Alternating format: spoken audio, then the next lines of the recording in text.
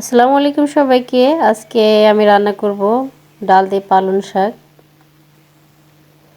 আমি পালং শাক কেটে কুটে ধুয়ে নিয়েছি।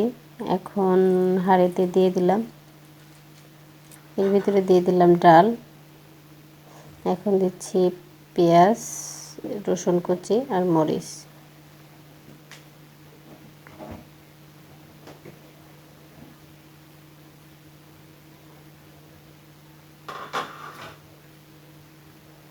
এখন দিয়ে দেব লবণ, হলুদের গুঁড়া আর সয়াবিন তেল।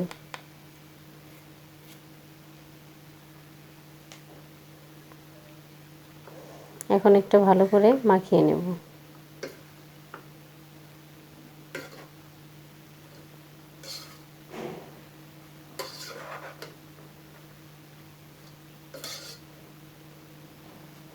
অনেকে এর ভিতরে মশলা দেয়, কিন্তু আমি কখনো এর ভিতরে মশলা দিই না।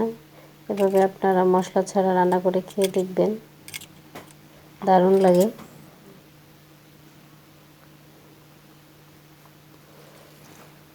এর ভিতরে অল্প পরিমাণে পানি দেব, কারণ শাক থেকে পানি গলবে, এ কারণে আমি পানিটা বেশি দিই না।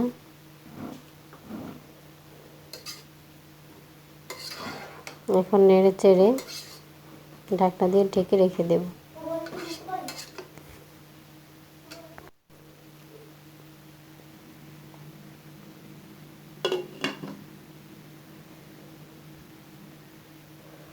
আমি রান্নাটা করেছিলাম রাত 11টার দিকে, কারণ সকালবেলা আমাদের গ্যাস থাকে না। আমি রাতের বেলায় কিছু রান্না মোটামুটি সেরে রাখি, কারণ আমার হাজব্যান্ডকে লাঞ্চ দিতে হয় সকালে।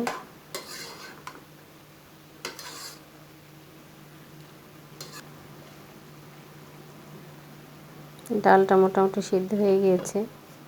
এখন আবার ঢেকে একটু রেখে দেব দমে।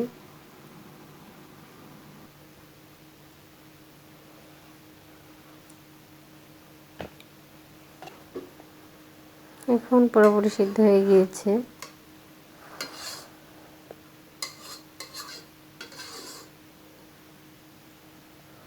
এভাবে আপনারা ট্রাই করে দেখতে পারেন, খুবই মজা লাগে খেতে।